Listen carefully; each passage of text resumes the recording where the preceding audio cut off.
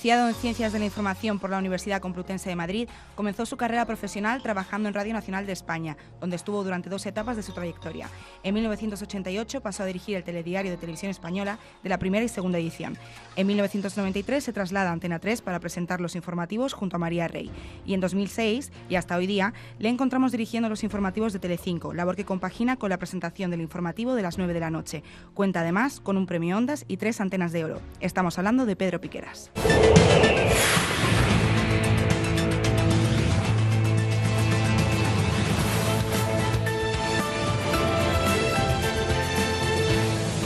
Hola, buenas tardes. A esta hora comienza la primera edición de Telediario, que hoy tiene estos titulares. Que lo fundamental en la comunicación es la claridad del mensaje. Y para la claridad nada mejor que tener claro cómo son las palabras y qué quieren decir aquellas palabras que utilizamos en cada uno de nuestros mensajes. Escribid todos, intentar enganchar a la gente con vuestra escritura, llegarle al corazón de la gente, ¿no? Eso es fundamental. Pedro Piqueras, muchísimas gracias por haber aceptado nuestra invitación y bienvenido a Apaga y Vámonos. Gracias a vosotros. Estaba escuchando eso que es de hace bastante tiempo, ¿no? Sí. De los primeros informativos de... Bueno, pues sigo pensando lo mismo, ¿no? la verdad. Bueno, simplemente un detalle. Yo empecé en una delegación del diario Pueblo en Albacete. Eso lo tengo que decir porque soy de allí. Claro. Y era donde empecé de verdad, con 18 años. Jolín, sí, qué pronto. Año 1973. Vale. Bueno, pues lo de dirigir, que lo que decíamos al principio, que diriges ahora mismo los informativos de Telecinco, ya implica de por sí una gran responsabilidad y una presencia permanente en la redacción, a lo que se suma la edición y la presentación del telediario, que es en el horario más importante. Supongo que esto supone estar 24 horas pegado a en la redacción. Pues sí, la verdad es que llego pronto, llego a las 10:30, 11 de la mañana. Y me voy de allí a las 10 de la noche. Previamente, pues claro, ya he visto las audiencias a las 8 de la mañana, que es lo que hay que hacer, ¿no? Ver cómo ha ido el día anterior, ver dónde te has equivocado, dónde has acertado, etcétera, etcétera. Y luego ya empieza el trabajo de campo de ver lo que vamos a hacer a lo largo del día. Bueno, a mí no me resulta tan pesado por una cosa, primero porque me gusta mucho, ¿no? Entonces lo vivo como una pasión, el trabajo. Segundo, porque tengo gente que me ayuda muchísimo y muy bien. Yo tengo unos colaboradores extraordinarios que son mis 2 subdirectores y luego los jefes de área, los redactores, la gente de producción, y la verdad es que yo podría decir que la mayor parte de ellos son grandes entusiastas de la profesión, con lo cual pues a mí me facilitan muchísimo las cosas. Para los que trabajáis en televisión, podría decirse que las notas salen a diario, que cada día os la jugáis para intentar conseguir un número todos de los días. Exactamente. Dentro de la profesión, ¿cómo valoráis estos datos? ¿Y qué importancia le dais también? Le damos importancia, lógicamente, porque nadie que está en televisión... Es decir, si tú editas la hoja parroquial de la iglesia de San Francisco en Albacete, por ejemplo, pues te da lo mismo la audiencia. Tú sabes que te lo van a leer los feligreses, ¿no? Pero en esto, aparte de la información, el deseo de comunicar y sobre todo el deseo de hacer que te entiendan, que para mí es lo fundamental, ¿eh? Que la gente entienda el mensaje que das, ¿no? Bueno, pues hay una parte también que es competencial, de competencia, ¿no? Es decir, nosotros hacemos la información para llegar al televidente, pero también servimos a nuestra empresa y nos encanta que nuestra empresa sea líder. Y para que nuestra empresa sea líder tenemos que construir un informativo que sea líder. Eso ahora está sucediendo. Ahora mismo somos líderes desde hace ya unos 8 años, ¿no? A las 9 de la noche. ¿Que un día cambiará? Por supuesto que cambiará, porque a veces la competencia hace también muy bien las cosas, a veces. No, lo hacen muy bien. Y eso es lo bueno, ¿sabes? Lo bueno es que ahora mismo los informativos de televisión, de verdad... Antes había algunos que eran más pesados que otros, pero yo creo que todos, en general, han ido por la senda de hacer informativos cada vez más dinámicos, de hacer informativos cada vez más claros, de llegar más a la gente, ¿eh? Yo en esto siempre cito algunas personas que me han ayudado con sus ideas y que yo las mantengo como un lema para mí. Pero mira, antes lo comentaba con vuestra amiga cuando estamos en la cafetería, y digo, yo pongo los ojos siempre en Jesús Hermida, que decía, lo que no es entretenido no debe ser emitido. Es decir, tiene que ser entretenido, es decir, tú no puedes dar la vara al televidente y cualquier cosa, hasta una nota del IPC, puede ser divertido, puede ser entretenido si lo haces con amor, con afecto. Claro. Otra cosa que tiene que ver con esto, lo decía un profesional extraordinario que se llamaba Tico Medina, que él decía, la información, los informativos, tienen que tener alma, tienen que tener vida. Cuando se hacen informativos sin vida, eso no va a ninguna parte. Y yo creo que es lo que tratamos de hacer todos los días, es decir, que tenga vida. Yo creo que eso es parte del éxito de nuestro informativo o la gran parte del éxito de nuestro informativo, y de luego muchos otros informativos ya están yendo por eso también, ¿eh? O sea, y lo están haciendo muy bien.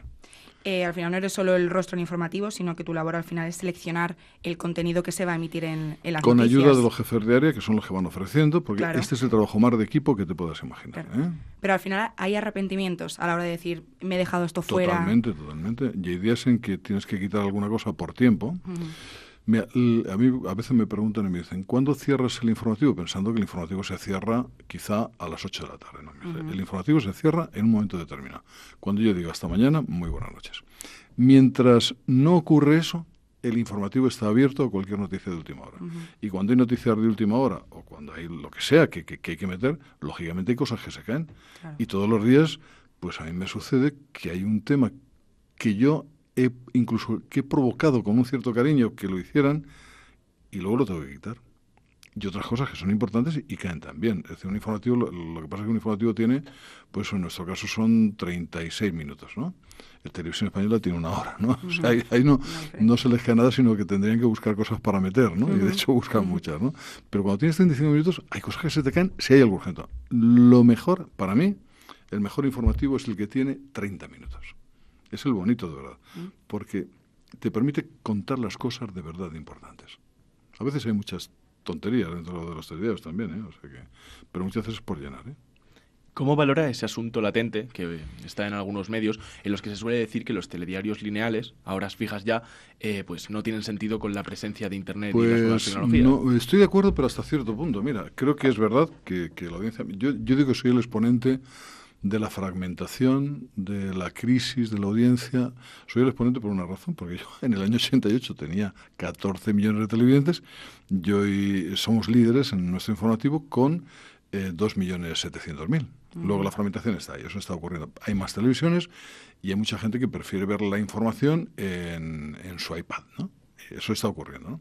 Pero ahora mismo se está produciendo un fenómeno totalmente distinto. Mira, vosotros veis series seguros en Movistar, en Netflix, en todas estas cosas, ¿no? Que está muy bien.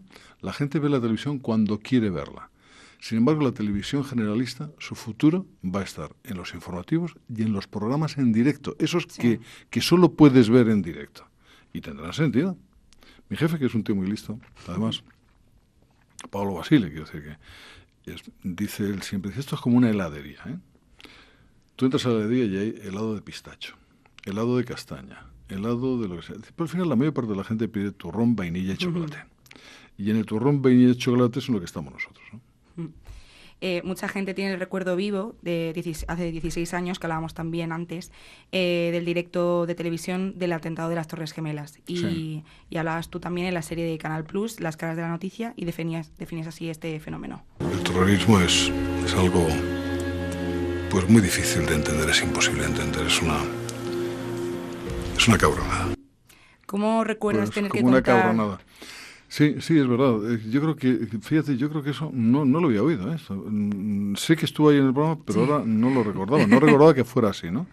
Que fuera con lo de la cabronada. Pero es verdad que yo creo que en ese momento pues, fue muy expresivo, ¿no? Yo creo que con esa frase simplemente pues expresé lo que mucha gente piensa de esto, ¿no? Sin tener que ir a definiciones teóricas, filosóficas, etcétera, etcétera, ¿no? Es una cabronada. ¿Por qué? Mira, porque se lleva vida de gente. Y lo que nunca entenderemos las personas normales es cómo alguien puede quitar la vida a otra persona. ¿No? Eso es algo que está fuera de lugar a dudas, ¿no? ¿Y cómo se sobrepone un presentador ante hechos tan duros? Pues mira, te vas aislando, claro, porque tienes que dar las noticias. Mira, yo el momento en que más sufrí dando una información, 2 momentos, tienen que ver con el terrorismo. Ambos. Por eso cuando me preguntan qué es el terrorismo, lo expresé de esa manera. Sí. Para mí hay 2 momentos. Uno, el atentado de Irene Villa. El atentado de Irene Villa, yo trabajaba en Televisión Española. Tuvimos un debate enorme sobre cómo se daba eso, si se daba siquiera, porque las imágenes eran muy fuertes. Ten en cuenta que había habido un atentado previo, luego las cámaras llegaron y sucedió el de Irene Villa, con lo cual tenías ahí a 2 personas desangradas que se levantaban entre la polvareda y intentando agarrarse a la vida. Era algo duro. Yo defendí que se dieran las imágenes, ¿eh? Lo defendí porque para mí era una condena total del terrorismo, porque nunca habíamos visto el terrorismo de esa manera. Al final se dieron así, ¿eh? Hubo polémica, el cartel que eso se ha caído otra vez. Por lo digo porque se ha llegado. No os preocupéis. Bueno, pues Pues eso, yo sufrí mucho con aquello. Hubo una polémica grande y yo pensé incluso que eso venía bien para que incluso la gente que rodeaba el mundo de Tarra pues viera que aquello era horroroso. De hecho, hubo gente que desde la cárcel dijo que era necesario abandonar lo que ellos llaman la lucha armada, ¿no? Bueno, a mí aquello... ahora soy muy amigo de Irene, ¿no? Y la verdad es que nos llevamos muy bien y es una persona extraordinaria, ¿no? Y el otro hecho fue el del 11M. El 11M, sobre todo porque yo empecé a hacer la información, llevamos 4 muertos. En aquel momento me llamó una persona que para mí ha sido muy importante siempre, un diplomático, que me dijo, Pedro, esto no ha sido ETA. Y yo en toda la mañana nunca dije que había sido ETA. Mi confianza era absoluta en aquella persona.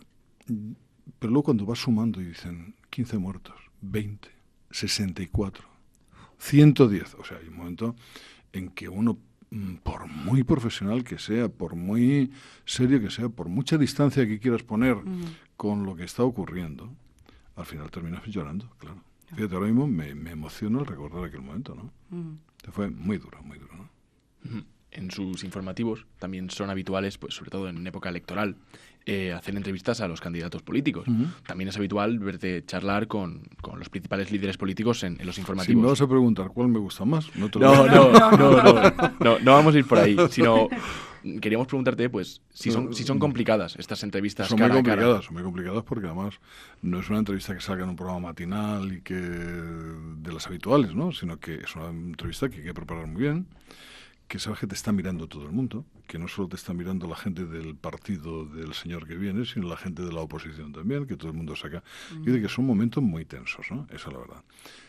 Yo procuro mantener, y supongo que lo consigo, que es tratar a todo el mundo por igual. Es decir, por eso yo no puedo ser muy agresivo con uno y no serlo con otro. Quiero decir, soy un tono medio. Quiero decir que yo pregunto todo lo que quiero preguntar. Luego ellos, si no atienden a la pregunta, ya la repregunta y siguen sin decir nada, es su problema, pero yo tengo que mantener, y mantengo un rictus en la cara que es el mismo para todos, ya sea Pablo Iglesias o presidente del gobierno Rajoy, ¿no? Y decías que son entrevistas que se tienen que preparar mucho. ¿Cómo? Sí, no, pues hombre, preparándolas viendo... Mira, yo por ejemplo las entrevistas las hago los lunes y me paso el fin de semana viendo cosas y tal, ¿no? Viendo lo que se le ha preguntado, lo que no se le ha preguntado, por dónde ir, es decir, incluso, bueno, aquello que yo creo que va a ser más interesante para el televidente, porque para mí lo que me interesa no es a veces poner contra las cuerdas al tipo, que entonces se encierra y no cuenta nada, ¿no? Para mí es muy importante, yo tengo ejemplos como Iñaki Gabilondo, por ejemplo, entrevistando, o como Concha García Campoy entrevistando, que Victoria Prego, que fundamentalmente lo que quieren es sacar titulares. Yo quiero eso, yo quiero sacar titulares. Y efectivamente al día siguiente la verdad es que han contado muchas cosas y que somos citados en muchos sitios, ¿no? Pues se trata de eso, de prepararla bien, ver aquello que te puede decir, que no te puede decir, en qué podríamos ser reiterativos y entonces no merece la pena, cosas de este tipo, ¿no? Y luego hay entrevistas pues, más difíciles que otras. Es así, para mí la más complicada fue la primera de Pablo Iglesias, porque era la primera que se hacía en un horario de prime time, porque había una presión tremenda, una presión ambiental, quiero decir, desde el lado de ellos, diciendo, habrá una entrevista trampa contra Pablo Iglesias, no sé, joder, que no, como voy a hacer una entrevista trampa, lo que pasa es que le pregunté todo lo que había preguntado en aquel momento, y le pregunté si era comunista, y él me dijo, en aquel momento, que no podía olvidar sus orígenes, lo reconoció. Cosas de este tipo que podrían ser un poco incómodas porque él trataba de hacer un movimiento que fuera más amplio que lo que era el puro comunismo, ¿no? Y me pareció un tipo, a mí me cayó bien, reconozco que en aquel momento me cayó bien. Pero, y del lado de la derecha, pues llevo por la calle y la gente me pregunta, ¿pero cómo entrevista usted a este tipo? No sé. Bueno, en tanto que yo le dije a mi mujer, digo, no salgamos estos días, porque ¿para qué quiero yo tener discusiones en un bar? Es absurdo. Pero eso también refleja lo polarizada que están las cosas en nuestro país en cuanto a política, ¿no? Pero yo he entrevistado a todos y con todos me he comportado de la misma manera. Todos creo que han respondido a las expectativas creadas y la verdad es que puedo decir que no estoy de acuerdo con ninguno de ellos en una serie de cosas y estoy de acuerdo con todos ellos en otras, ¿no? Pero para mí ha sido una gran experiencia, siempre. O sea, yo creo que he entrevistado a cada uno de ellos como 5 o 6 veces, o sea que tampoco... Y un día tendré que dejarlo, ¿no? Esto es como lo de fumar, un día tendré que dejarlo, ¿no? Mediaset tiene la peculiaridad también de tener 2 directores de informativos. Su alter ego... Mi alter ego es Juan Pedro Valentín, claro, Valentín, que es un poco director general y director de 4. Es decir, Telecinco estoy y él en 4. Y a mí me ha venido a salvar la vida en muchas cosas, ¿eh? Porque antes a mí lo que no llevo bien es la parte administrativa, lo llevo fatal, a mí soy un negado, ¿eh? Y él la verdad es que, joder, en ese sentido llamas un compañero extraordinario, ¿no? La verdad. ¿Y cómo hacéis para compartir recursos y elaborar piezas para públicos diferentes? Muy sencillo, son 2 cadenas con 2 criterios diferentes, donde los únicos recursos comunes son las cámaras y el archivo. Porque luego los periodistas aunque están en sitios, estamos en una redacción común, pero los periodistas hay uno de Telecinco y otros de 4. Alguna vez, lo bueno de esto es que si alguna vez tenemos un agobio, porque ha pasado algo en Soria, y no tenemos los de Telecinco, alguien en Soria, y lo tienen ellos, nos lo prestan, ¿sabes? Y nosotros igualmente con ellos. Hay una convivencia extraordinaria. Tiene que ser una enorme responsabilidad pues entrar en casa de toda España cada Como noche. antes, cada vez son menos, ¿no? Sí, bueno, pero la responsabilidad supongo que sigue presente, porque al final uno se convierte en alguien en el que el público deposita su confianza. Sí. ¿Y cómo se afronta precisamente este reto pues cada día? Eso lo afrontaba antes peor, la verdad. Porque antes es verdad que cuando era una audiencia tan masiva y todo demás estaba solo ahí ante toda esa audiencia, pues eso se lleva peor. Ahora somos muchos. Ahora te dicen, ¿usted es el de la tele? Yo digo, no, uno de ellos. Antes era el de la tele de verdad, ¿no? O sea, antes es así lo que tiene el paso del tiempo. Pero mira, mi experiencia con la gente, con el público, es una experiencia magnífica. Es decir, a mí me han tratado siempre muy bien. Quiero decir que yo cuando voy por la calle a mí jamás me han dicho nada reprobatorio, ni puede que alguien me exprese su desacuerdo con algo, pero me tratan con tal educación. Fíjate, yo creo que también la gente percibe que yo soy un tipo educado, ¿eh? Y que con las entrevistas pues ven que soy un tipo educado, ¿no? Y que cuando digo las cosas utilizo un lenguaje claro y de luego educado siempre. Yo mantengo la tesis de la BBC, aquella que decía que lo entienda el Tory, el diputado conservador, vamos, que no moleste al Tory, era por el lenguaje, para que sea culto, y que lo entienda cualquier persona de la capa social más baja, ¿no? Pues yo mantengo eso también, ¿no? Yo creo, y bueno, pues en la calle yo lo noto, ¿eh? Incluso gente que ha venido pues a criticarme algo, no ya de mi informativo, pero a lo mejor de la cadena, ¿sabes? Y me lo han dicho con una educación tremenda, ¿no? Yo eso, ya más con afecto, yo noto afecto y por eso estoy muy agradecido. Quiero decir que al final de todos estos años, ver que la gente te trata de esta manera, pues para mí es la mayor satisfacción, ¿no? Y bueno, decías antes también que la televisión al final es entretenimiento, pero no hay que olvidar lo que es al final la información, que es lo que... Lo que pasa es que la información tiene que hacerse de una forma que entusiasme también al que la hace y que sea de tal forma que pueda ser captada claramente por quien la recibe, ¿no? Eso sí, ¿eh? Pero hoy día, por ejemplo, que lo que prima es la política para mucha gente. Sí, la política. ¿Cómo se hace para lograr el equilibrio entre la política y sucesos? Prima la política, porque hay de todo. Ahí entro con lo que decía Tico Medina, el gran reportero. Es decir, y es que los informativos tienen que tener vida. Vamos a ver, ahora mismo interesa mucho Puigdemont. Interesa... Unos lo aman y otros lo denostan, ¿sabes? Y hay quien hasta insulta en directo a la televisión cuando aparece y hay quien le tira besos. Es así, porque es una persona polémica. Interesa mucho el tema de Cataluña, porque es una parte importante para nosotros, ¿no? Yo no sé, yo muchas veces digo que no sé cómo hemos llegado a esto, ¿no? La verdad, o sea, es lo que más me duele. Yo adoro Cataluña, ¿eh? Mi madre vivía allí mucho tiempo, mi familia materna parte vive allí y la idea de Cataluña en mi familia es una idea muy positiva y maravillosa, esa es la verdad, ¿no? Entonces, ¿cómo hemos llegado hasta aquí? Pues nos duele enormemente. Nosotros, luego, vamos, yo creo que hay sitios para todos y para llevarnos bien, y que además una lengua o cualquier otra historia pues no debe ser motivo para separarse, sino todo lo contrario. Sirve para hacer de este país un país más vivo, más diverso, más hermoso, más... Pero bueno, hay quien cree que el hablar una lengua pues es suficiente motivo como para separarse de los que hablan otra, por ejemplo, ¿no? O porque no querer pagar determinadas cosas, es decir, que no se beneficien determinados ciudadanos es absurdo. Yo creo que la mayor parte de los catalanes no piensan, no deben pensar así, ¿no? Pero bueno, interesa la política. Bien.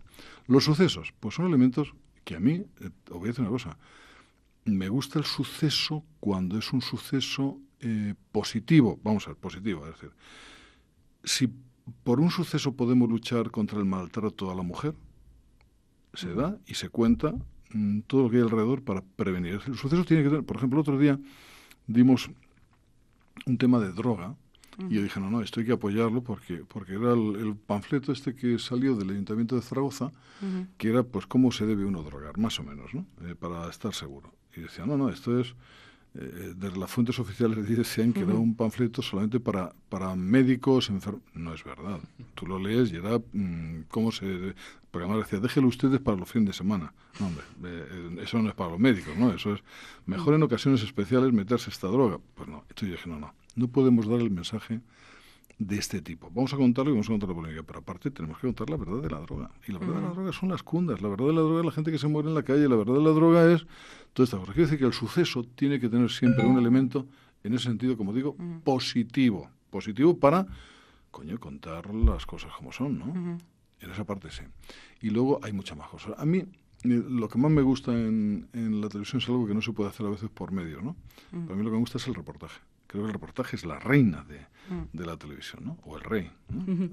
El reportaje es un elemento en el que permite al redactor poner algo de sí, ir más al cómo que al qué de las cosas, ¿no?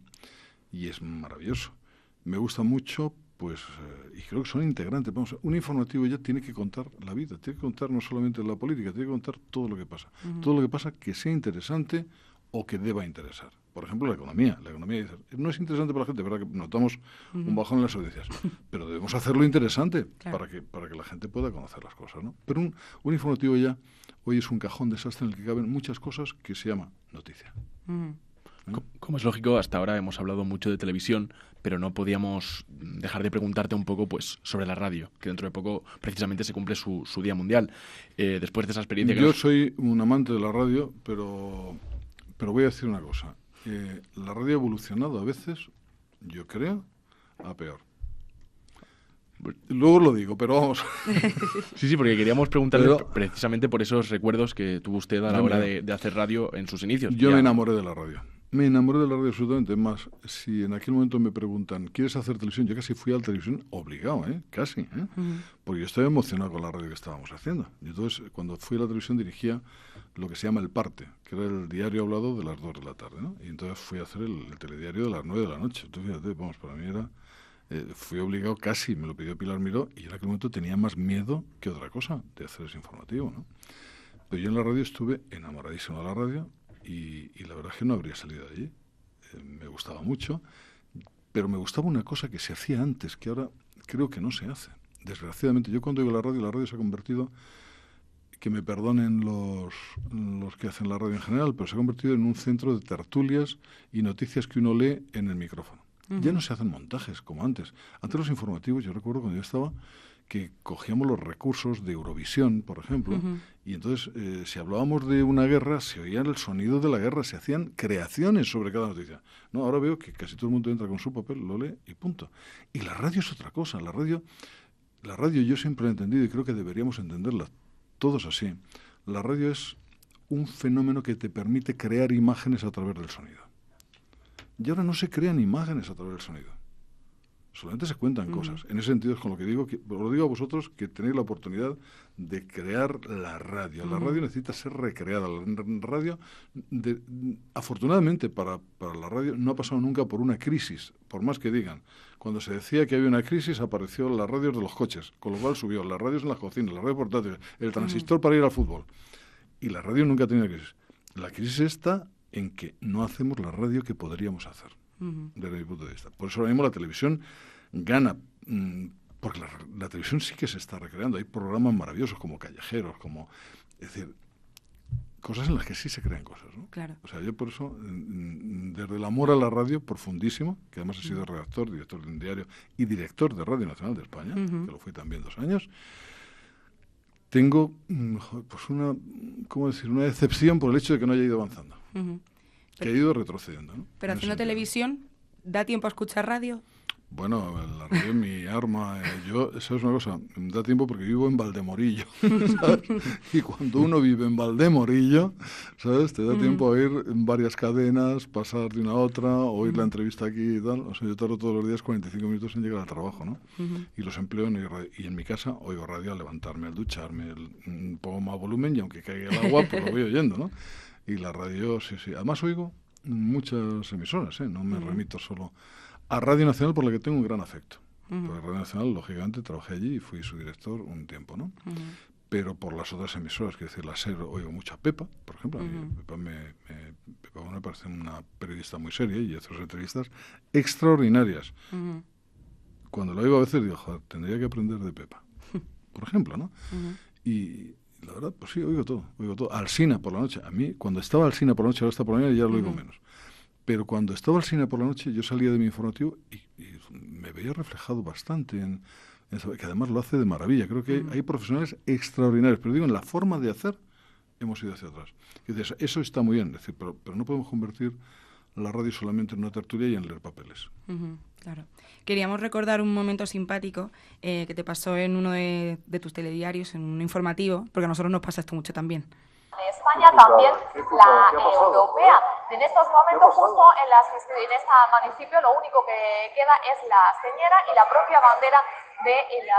Tal vez me hayan escuchado decir algo inconveniente cuando se caía un vídeo y su sonido hace unos instantes, pero vamos a recuperarlo, ¿no? Oye, me habéis sacado con la cabronada de la putada. Me voy a parecer, yo que presumo de ser una persona educada, pero es la primera vez que digo una cosa así.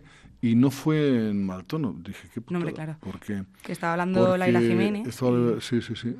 Alguien, por un accidente, nos fuimos a negro, en fin, pasó de todo en un rato. Y cuando ya me dicen, me van a explicar, me dejan el micrófono abierto. Por lo cual yo en el micrófono abierto dije, ¿qué ha pasado? ¿Pero qué ha pasado? Y ya me explican y digo, qué putada. Pero al final saliste con mucha naturalidad. Porque No, porque lo voy a decir. No, luego al salir me habrán oído decir algo inconveniente.